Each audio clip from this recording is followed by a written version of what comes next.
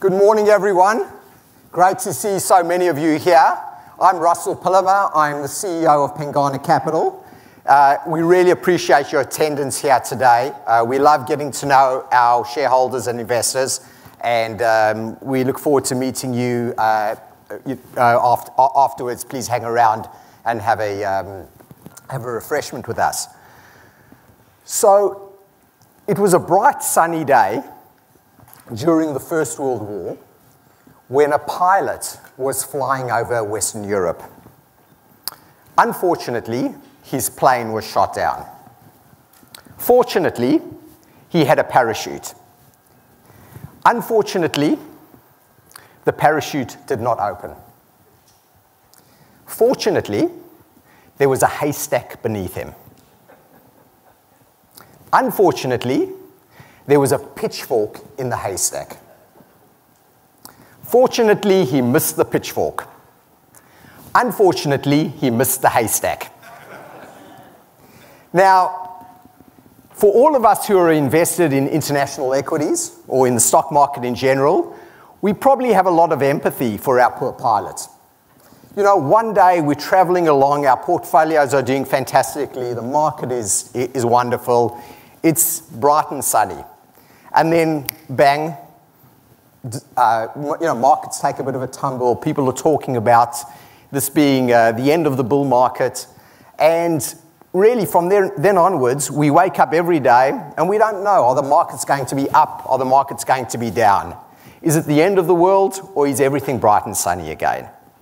And this volatility, it sets into the markets from time to time. It's done so quite recently, over the last couple of months. But it is always around at various points in time. Now, it's at times like this when our shareholders and investors are really happy that they've got their money with Pengana Capital. This is the time when you want to be invested with Pengana. At Pengana, we have two aims. Our first aim is to generate good returns for our clients. You give us money because you want to make money, and we understand that, and that's what we aim to do. But at the same time, just as importantly, we need to focus on preserving your capital. We understand that you've worked hard for your money, and we need to take care of it. We need to make sure that we don't lose any significant amounts of your money. And indeed, the secret to generating good long-term returns is to consistently protect capital and generate good returns. And over time, with the magical power of compounding, that will result in great returns for our investors. So what I'd like to do today is touch on Pengana Capital, talk about who we are. I think a lot of you will know us, but give you a refresh on that. Talk about what makes us tick. How are we able to do what we do? And then finally, talk about PIA, the old HHV, or Pengana International Equities Limited. And then after that, I'll pass over to my colleague, Stephen Glass, who's one of the portfolio managers for all our international equity strategies. I'd also like to point out in the audience our new chairman, Frank Gooch. Frank's over there. And Frank was recently appointed chairman, and it's wonderful to have him as our chairman. And we look forward to him being in that position for many years to come.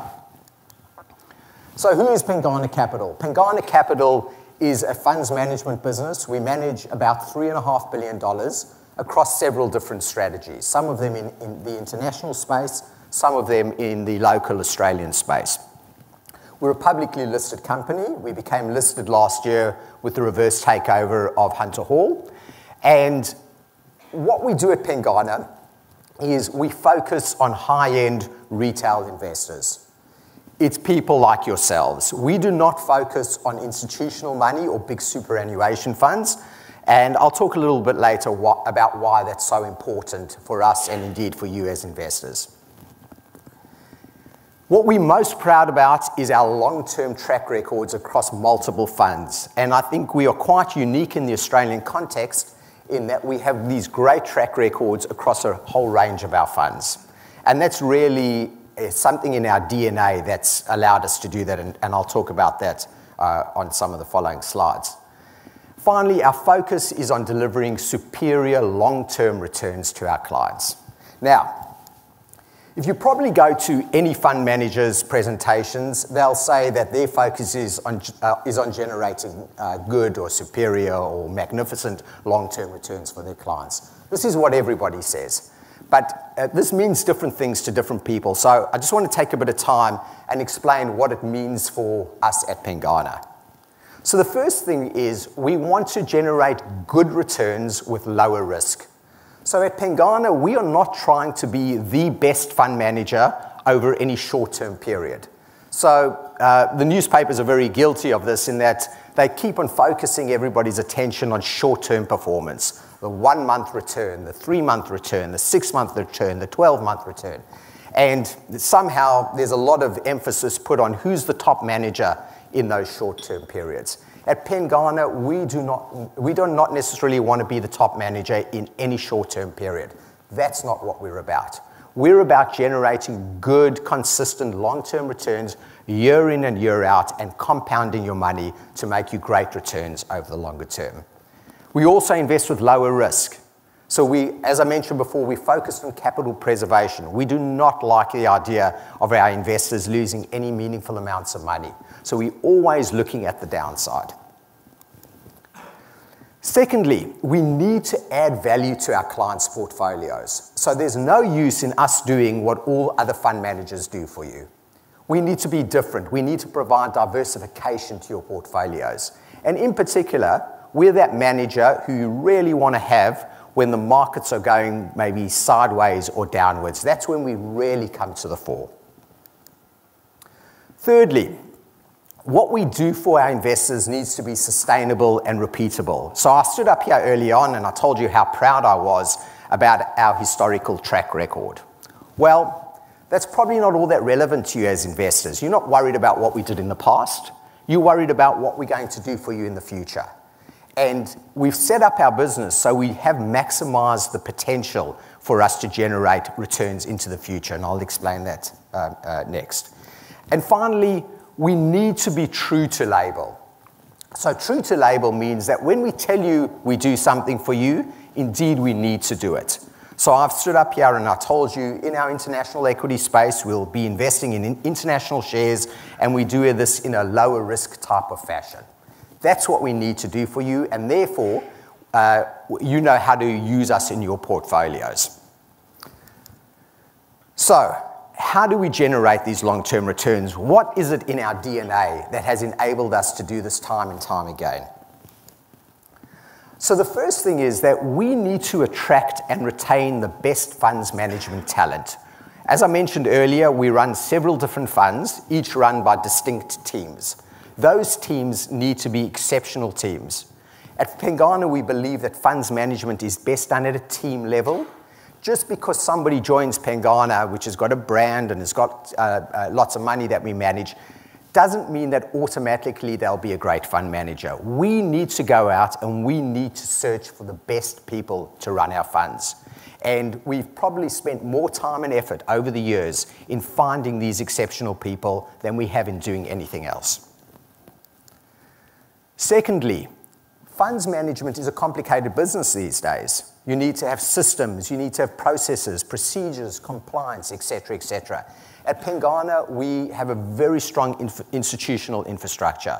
So we are not one of those businesses that you might have seen, which people talk about as being a boutique business, where there's one dominant person who runs the funds as well as running the company. We don't do that. In Pengana, our funds management team manages the portfolios, they pick the stocks, but at an institutional level, we have a very strong infrastructure. And indeed, we oversight our funds, we do the compliance, we have separation of duties.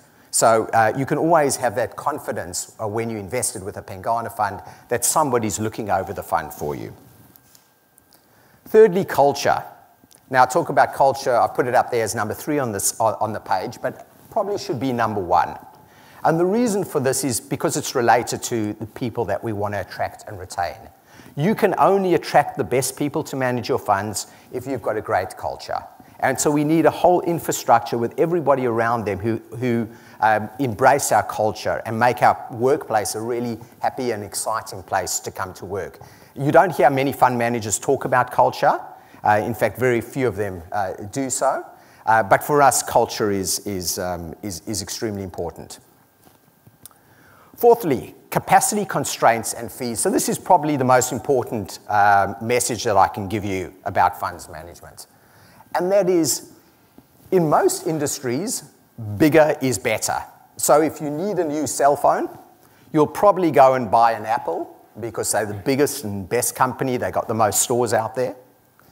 And that's probably a logical thing to do. In funds management, it does not work like that. If you are too big in funds management, it is to the detriment of your investors. It might be very good for the fund manager, but it is to the detriment of investors. And the reason for this is that if you have too much money to manage, then every time you buy stocks, you need to buy a lot of them. And guess what? You push the price up. You pay more than everybody else does. Similarly, if you want to sell your positions, you need to sell a lot of stock. And guess what? You push the prices down. You get less proceeds for it. So if you're a fund manager who has too much money, you're basically operating from a position of severe disadvantage. At Pengana, we're very conscious of this, and we cap our funds at certain levels where we maximize value for our investors. So we never go above a level where it will impact the prices that we need to pay to buy stocks, or indeed the prices that we get when we sell stocks. The flip side of this is that we need to charge full fees. We don't discount our product. We cap our funds at lower levels, and our investors are very happy with this trade-off, paying full fees and in exchange for that, getting good performance. Next, I mentioned that all of our clients are investors such as yourself, private individuals. We don't like taking money from big superannuation funds, because what they like to do is to give you tons of money, pay you small fees, and guess what? They suck up all your capacity, and it's bad for the other investors. They can also pull out hundreds of millions of dollars in one foul swoop. And what does that do for the rest of the investors in the fund? It's really, it can be horrible for them. So we don't seek large institutional clients. And indeed, we turn them away most of the time, or virtually all of the time. And finally, we're something called benchmark unaware. So you might have seen this term being used in the press. What is benchmark unaware? Benchmark basically means the stock market or the stock index. So if you invested in Australia, the benchmark would be the ASX. If you invested in international equities, it's something called the MSCI index. So bizarrely enough, most fund managers in the marketplace are focused on beating the index. So if the market goes up 10% and they go up 9%, they think they've done a bad job. Likewise, if the market goes down 10% and they go down 9%, they think they're heroes and they've done a fantastic job. It's a bizarre world in which we live. I'm sure you will all agree. At Pengana, we do not care about the index. We are not focused on beating the index. Yes, over time we expect to, and certainly aim to generate better returns than from the market. But what we're focused on is generating good returns for our clients, irrespective of the index. So this page up here sets out the various strategies that we run at Pengana. As you can see, we have international equities, Australian equities, and some absolute return or hedge fund strategies. So in the international space, you can see the all caps, and by all caps we mean companies with all different sizes of capitalization.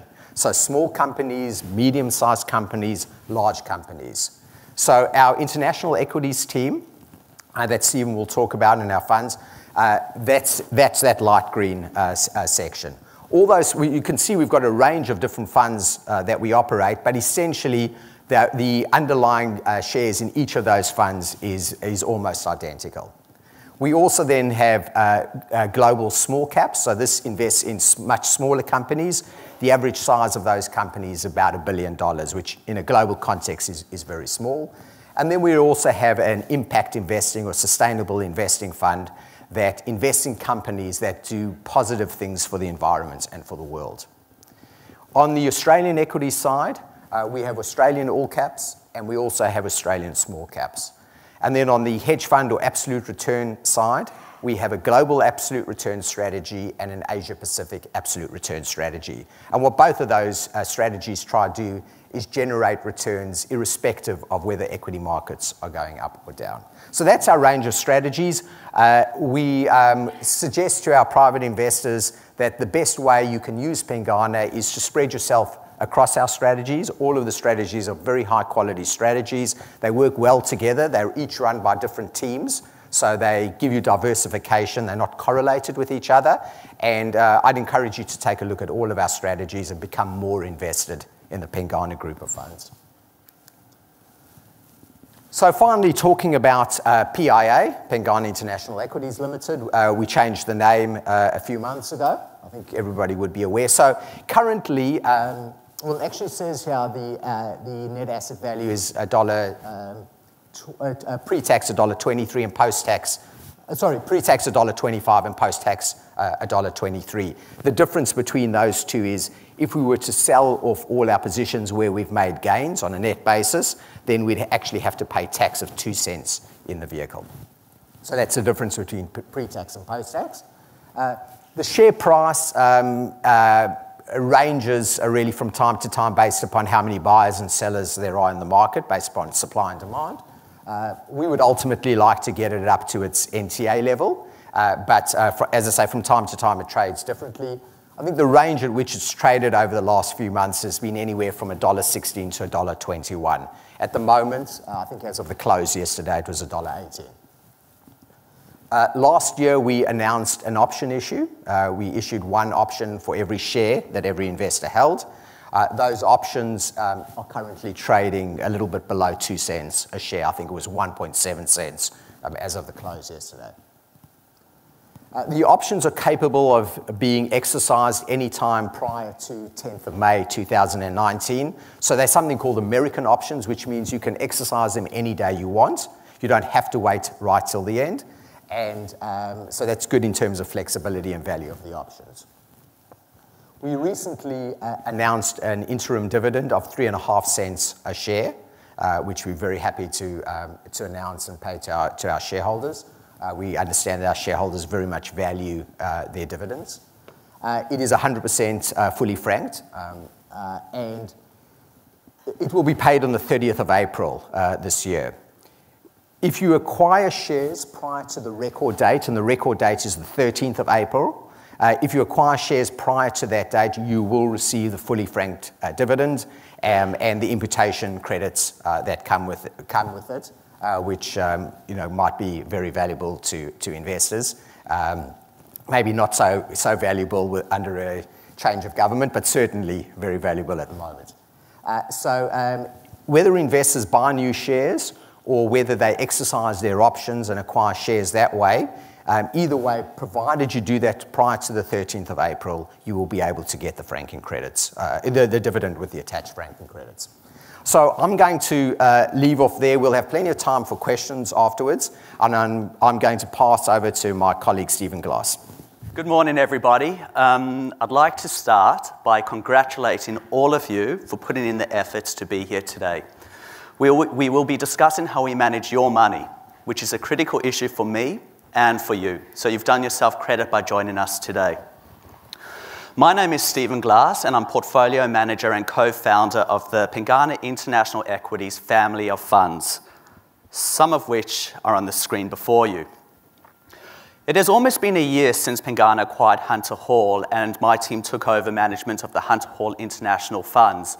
And in that time, we've made some slight adjustments to the Hunter Hall funds, the most recent being a name change. The Hunter Hall Value Growth Trust is now known as Pengana International Fund Ethical. This name more clearly communicates that the fund invests internationally and ethically, which we know are key considerations for investors in that fund. Looking at the screen, you might think that our team offers multiple different strategies, but in fact, all these funds have the identical strategy and indistinguishable portfolios. It is a mere quirk of history and tax law that there are a number of different funds before you. But for all intents and purposes, they are exactly the same. So if you like what you hear today, you can feel free to invest in any one of our funds. And if you want to discuss quirks of history or tax law, I highly recommend you corner Russell Pillemer. He is a former Goldman Sachs investment banker. He loves talking about fund structures and tax law. There is nothing he would rather do, so you'll make his day if you do it. But there's also a chance for you to make my day today. I rarely enjoy meeting our co-investors and hearing your comments and questions, and I hope that today is no different. There will be time for this at the conclusion of my official talk, and if you don't get the chance today or something pops into your head a bit later, please, Pengana's client services team, led by Dan Fine over here, and his team with Georgia and with Jared, are first class, and they will be very responsive, so you can always contact them, and I'm also available to discuss any of your pressing issues. We've just been going around Australia, and I was just in Brisbane, I was in Canberra, I was in Gold Coast, and something that really struck me is that these cities, whenever I go to them, I go in 6-month blocks, and they are always very familiar to me, but yet they're always dynamic. There are always changes. There's always something developing in that city. And I think that is a really good introduction for the key topic of today's discussion, which is some things never change, but some things can't stay the same. This slide is one of those things that never changes. It calls out the key attributes of our strategy. There's a lot happening there, so I'm going to call out the 3 that I think are really important. 1, we invest internationally. We actively seek appropriate investments across the whole world, in both emerging markets and developed markets. This is important, because needlessly narrowing the geographic scope of your investment universe means you will miss out on fantastic investment opportunities. In addition to our current investments in the US and Europe, we currently have investments in India, China, Israel, Mexico, and we have held investments in Brazil. So we are truly an international fund. The second point I'd like to call out is we are going to cap the fund at $7 billion. And we have been investing as if it's a $7 billion fund since inception. This is important for 2 reasons. Firstly, the fact we've been managing it as a $7 billion fund since inception. Since we started with $1 million under management, we manage it as though it was $7 billion, shows that all our returns are repeatable. We haven't taken quick, easy wins going in little IPOs and little speculative stocks that may double or triple. No, we're doing things the right way from inception. So you can have confidence that everything you hear today will be repeated as we grow. The other reason it's important, and the main reason it's important, is because when a fund gets too big, it can no longer invest in small caps, and so it's going to narrow its investment universe. So by capping our fund at $7 billion, we are still able to invest in companies as small as $1.5 billion, which is really a small cap by international standards. We currently have an investment in a Portuguese company called Cortiera Amarin, which has a $2 billion market cap, and we also hold shares in Google, the $800 billion behemoth. The final point I'm going to call out today, which I think is the critical point, is we are an evergreen fund. That's just another way of saying we are a core fund. Our funds have been specifically designed to be the epicenter of your international equities exposure.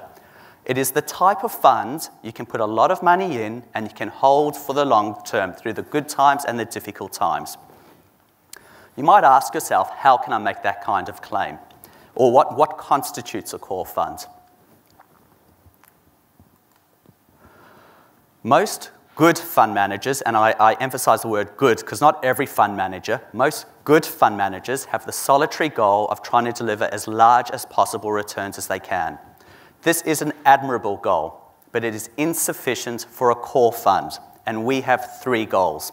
1, to make money. 2, to minimize losses. And 3, to minimize volatility. These are not easy goals to deliver on, but we have done it since inception. And the reason we have done it can be broken up into 2 parts. We have a portfolio construction system that never changes. Last time I was here, 6 months ago, when I discussed how we invest, you're going to hear the exact same message today. 6 months' time from now, you're going to hear it again. 6 years from now, again. 6 decades from now, again. Whether it's me talking or one of my colleagues talking, this is going to be the same message. This is how we invest. However, within that framework, we take action. The world is a dynamic place, and that has never been more true than right now.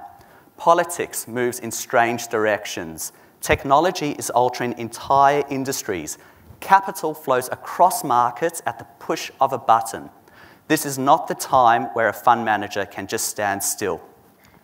As my wife often tells me, even a hard-boiled egg has a heart of gold, which basically means it's not good enough to have good intentions. You have to take action. And that is why I do the dishes every night. So now I'm going to discuss how our portfolio construction system that never changes. It can be broken up into two parts. One, the way we pick stocks, and two, the way we put stocks together. This is a slide that would be familiar to prior attendees of our presentations. It calls out the criteria we look for when we pick in stocks. It's called the 6 pillars of successful stock selection. Now, I could spend hours on this slide because it's highly nuanced. It was developed over a long period of time, and it can be very technical. But the crux of the message is we're seeking highly cash flow generative companies at a reasonable valuation that are well positioned to grow and are unlikely to blow up. Good things happen when you buy good companies at a good price. This is simple, it's logical, it's common sense, and it works. This is a slide that would definitely be familiar to prior attendees, and I would say it's probably the most important slide we will show today. And I joke with people, I say it's the most important slide you'll ever see. But we will definitely show this again because it is so important, and it's our unique methodology for putting together portfolios. And I know it's unique because it was designed by us.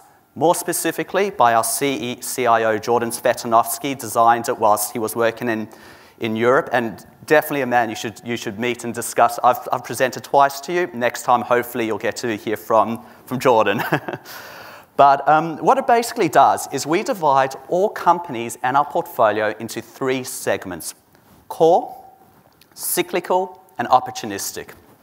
Core are those dominant companies that generate stable earnings and are trading at a reasonable valuation. They form the base of our portfolio and can take you through all different kinds of market environments. The trick to investing in these companies is to identify sustainable competitive advantages and ensure you don't overpay. We target 60 to 80% of the portfolio to be invested in core stocks. Cyclical are cyclical stocks with more variable earnings. You can make a lot of money from these stocks, but you can also lose a lot. So that's why you have to have special risk control metrics around them to help avoid those big losses. 0 to 30% of the fund is always invested in cyclical. 0 when we can't find anything, up to 30 when we can find a lot. Now, if we were the world's best cyclical investors, you would have 100% of your funds in cyclical stocks because you rarely can make a lot of money from them. But they are risky, and that's why we cap it at 30%. Opportunistic is the third bucket. 0 to 20% of the fund is invested in opportunistic stocks. These are unique company-specific opportunities. They might be rapidly growing companies that are too expensive to be considered core, or they might be companies going through temporary turnarounds that aren't sufficient quality to currently be considered core. The point is there are great opportunities, we can't ignore them, and so we go out there to find all of them. And we're able to do this because of our portfolio construction system. It creates a framework for risk-controlled investments across all investment opportunities.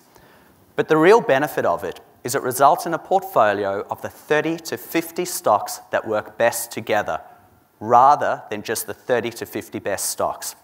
Think of it as an orchestra. You don't need just the best tubists everywhere. You need different people that play different instruments. You need I won't say I'm an aficionado of musicians, but I would say I do know that you need different types of instruments in a band. So that's a key point. We have a portfolio that brings everything together so it's harmonized and creates beautiful music.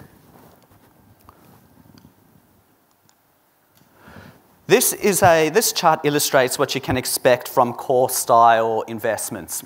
As you can see, they generate nice, stable, and growing cash flows over time. All companies have a degree of cyclicality, so we invest across multiple different core opportunities. And these different opportunities net each other off for a more smooth ride up. On this chart are some examples of our current core positions, and I'll be more than happy to discuss any of them with you later if we have time. This chart illustrates what to expect from cyclical opportunities. As you can see, the cash flows are highly cyclical. The trick is to buy here and sell here. I'll just call out that we currently have quite a large investment in European banks, which we consider quite cyclical. So that's our biggest, probably our largest cyclical investment at the moment, and we're very lucky to have Ryan Fisher today, who's our financials analyst, and if anyone has questions a bit later, he would be more than happy to answer them. The third bucket are opportunistic, and here we've got some examples of what might constitute opportunistic. We've got these fast-growing companies that are too expensive to be core, or these companies where they've got a current issue they're trying to resolve, and then they might become core. On the chart are some examples of our current opportunistic investments, and if I get a chance a bit later, I would love to discuss some of them, in particular flow traders. We'll see how we go with time. So when you bring it all together, the key message I want to leave you with about our portfolio construction system is that it's highly disciplined and we stick to it. It's got metrics that we understand and we can follow.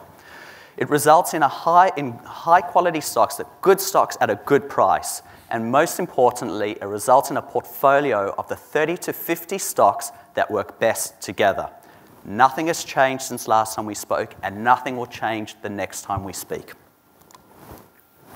So then what has changed? Some things can't stay the same. I'm now going to demonstrate to you that we have taken action as the facts warrant. This slightly intimidating chart is not actually that complicated, and I will explain it. It basically illustrates our portfolio's industry exposure over time.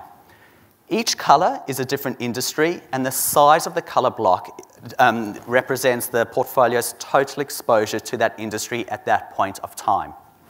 For example, this purple area represents financials.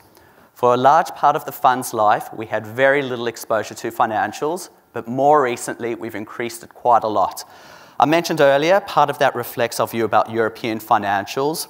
We think we know the European economy is looking very stable, it's doing well. Lending is starting to increase in Europe. These banks have very strong balance sheets. They were forced to fix their balance sheets following the European banking crisis. And they're in reasonable valuation, so we think we're set up for a good cyclical upturn in European banks. This section up here, the lilac section, represents the fund's exposure to IT. Companies like Google, Apple, Amazon. We don't currently hold Amazon or Apple, but those kind of companies. For a large portion of the fund's life, we had about 25% of the fund invested in IT, which is the largest exposure we'll ever have to one segment. So large exposure to IT. More recently, we've curtailed it. The fund has now less than 10% of its total assets invested in the IT sector. This reflects the fact the IT sector has become expensive. Our investments there have reached their price targets. We're not finding many other ideas out there in that sector because they are so expensive. So we sold. Now, it's very easy. It might sound easy for me to just come here and just say, we've sold IT, and you go, well, of course you'd sell IT. Well, why wouldn't you? It looks expensive. But let me tell you, it's a very difficult thing to do. Right now, IT is the flavor of the day. No one is going to look dumb saying, guess what, I just bought Amazon, Google, and Apple, and Netflix. In fact, you probably look pretty smart. But the fact of the matter is it's expensive, and so we've acted. Now, this sector continues to grind up on momentum, and I don't know how much longer that will go for. But I was around in the tech wreck, and I know what can happen if something goes wrong. So it's time to take some of those profits off the table, and that is exactly what we've done. So the key message I'd like to leave with you about this particular slide is twofold. One, there's lots of colors on the slide, which means there's lots of industries on the slide, which means the portfolio has been nicely diversified through time, as called for by our portfolio construction system. Two, the size of the colors have changed over time, which proves that we have taken action as we think the facts warrant.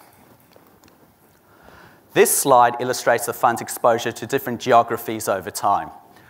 The green section is Europe, the blue section's the US, red is emerging markets, this orange mustard is cash, and then we've got Canada and UK. The key message I'd like to leave with you about this slide is we have had large exposure to developed markets for some time, Europe and the US. However, we have dramatically reduced our exposure to the US recently.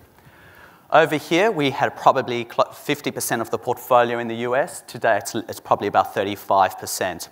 This reflects our view that the US has become fully valued. It is expensive.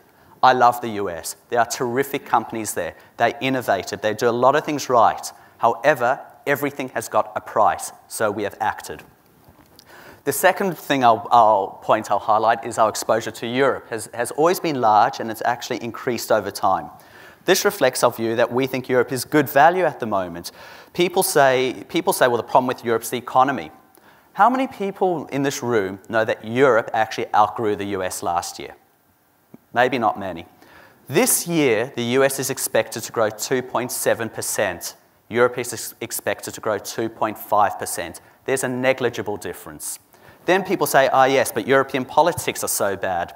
Well, actually, we think Macron is a fantastic leader in France. Italy is gridlocked, but it's always going to be gridlocked. But Renzi is actually a pretty strong leader as well. Merkel has formed a coalition in Germany, and we think she's a strong leader. Wilmers did not win in the Netherlands, so he was the far-right candidate. He didn't win, so that's also looking okay. Austria has had mixed results. First, the far-right didn't win. Now they've won some seats, but it's okay. Austria's around an era in the grand scheme of things. So we think Europe looks very attractive, and it's also a lot cheaper than the US. Europe is on about a 15 times PE. The US is on about a 19 times PE. At best, could be higher because they're buying back shares, which is boosting the valuations. So when you bring it all together, we think it's the right time to take money out of the US and put more into Europe, and so that's what we've done. The third point I'm going to pull out here is our exposure to emerging markets. You can see we've always had some, but we have actually increased it more recently. It's about 10% of the portfolio. This is direct exposure to emerging markets, and I wouldn't be surprised if it grows from here. I doubt will it ever be more than 20%, but it can be. I don't know, but at the moment we've got about 10%. The reason we've done that is the facts have changed. Yes, emerging markets have always had a great long-term outlook. We're aware of that, but there are also some shorter-term facts that have changed. For example, we think there are some headwinds for the US dollar. They have the twin fiscal deficit, which is the government deficit, and the current account deficit. Historically, these two factors are bad for a currency, so if the US dollar is weak, that is typically good for emerging markets. The other thing that's changed is we are in a period of signarized global growth, and that is typically very good for emerging markets. And finally, their valuations look good. So what we did, we've increased our exposure to emerging markets. Just last week, I returned from Mexico. We think Mexico looks quite interesting at the moment because it's become cheaper because people are worried about NAFTA and the Mexican elections a bit later this year. It does have headwinds, there are issues, but the point I'm making is we've gone there, we've done the work, we're ready to act when the opportunity arises. Jordan recently returned from the Philippines, Thailand, Hong Kong. He's done a big tour of Asia. We're doing the work. We think Thailand is currently, the consumer looks a bit highly geared for us at the moment, but we're doing the work up front. Philippines looks very interesting, but it's quite expensive. The point I'm making is we spend a lot of time on the road. We are visiting these countries. We know what's happening, and when the time arrives to invest, we're not scared to do it. This chart is a little bit confusing, but I'm going to give it a good go to explain it to you. Everything under this grey line represents the fund's exposure into the share market. So here, it's about 87%. About 87% of the fund was invested in shares. The area above this grey line is the fund's cash holdings. So here we had about 87% in shares and about 17% in cash. I don't know why we've used grey for both the cash and the shares, but that's the way it is. This orange section is the fund's holdings of portfolio insurance. You can think of portfolio insurance like home insurance. You don't buy it hoping that your house burns down. But when there's a bushfire, you're pretty happy that you've got it. The way it's different to home insurance is this portfolio insurance is very expensive. So you never buy it to protect your entire portfolio. If we did, there would be no absolute return. So you buy to protect a portion of your portfolio. For us, the most we will ever do is about 10% of the portfolio. So what it does, it takes the sting out of the tail. It won't protect entirely, but it certainly does provide some protection. Now, I've got no doubt there's going to be questions about portfolio insurance today, and I'll be delighted to answer those questions. But the real reason I've got the slide here is because I want to show how we've taken actions. So that's the key point for now. Over here, we had a large exposure to, we had a lot of insurance. That was because this was the time around Brexit and the US elections with Trump. Look, we didn't know what the outcome would be. No one could know what the outcome would be, what it would do to the share market. But what we did know is there was a lot of risk there. Things could have turned very ugly very quickly. So what we did was we bought some portfolio insurance. We didn't sit there and twiddle our thumbs and think, gee, I hope it all turns out all right. No, we took action. This period over here, there's very little portfolio insurance. This is because we're more sanguine about the risk outlook at this point of time. Brexit had flown through, we could now analyze it. Trump had been elected, we could analyze his policies. The valuations were okay, we felt more comfortable about the risks out there. More recently, we have dramatically increased the portfolio insurance. This reflects our view that markets have become exuberant, valuations are looking full, interest rates are going up. It's time to get more protection. So the key point is, when we see the risks, we are going to take action and buy some extra insurance for the portfolio. So the key points of this whole discussion about active management is, yes, we do take action. We've changed industry exposure as warranted. We've changed geographic exposure as warranted. We've bought insurance when we think we need it. We are not hard-boiled eggs. We don't just have heart of gold. We actually take action. Now, it's all well and good. I've now explained this fantastic portfolio construction system, and I've explained how we take action. But how's it actually performed against our three aims of make money, avoid losses, and minimize volatility? I'm really proud to say that we've delivered on all three of our aims since inception. We have delivered a total positive return of 30% since inception.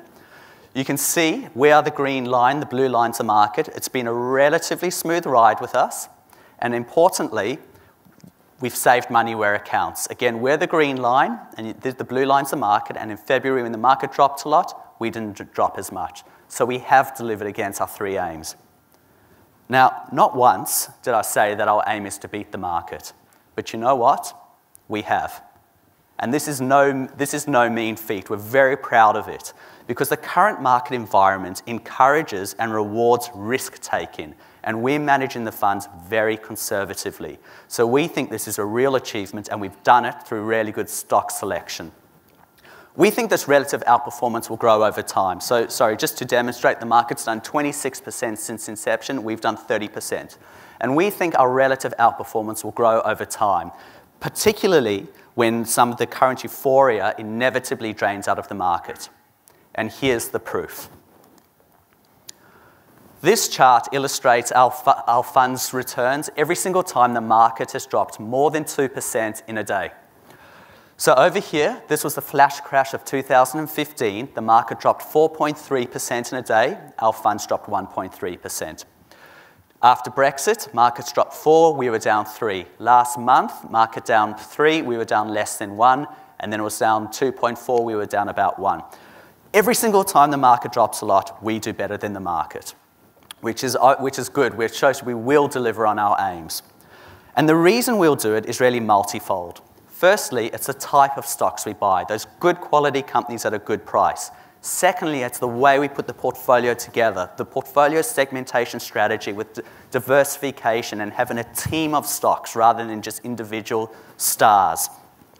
Then we have the options, which actually provide, just take the sting out of the tail. Just to give you some idea of how much protection you will get, because I know there'll be questions. Last month, I would argue this difference of 3% compared to 1, I would argue that approximately 50 basis points of that protection came from the insurance, but a lot of the other protection came from the way we actually pick stocks put the portfolio together, and importantly, we even try to make money from these kind of events. And that relates to Flow Traders, which is a stock that I will speak to a bit later, and I know we'll have time because it's important. So the key message is we've delivered on our aims, we've made money, we've minimized volatility, and we've also saved money where it counts. We expect to deliver on our aims.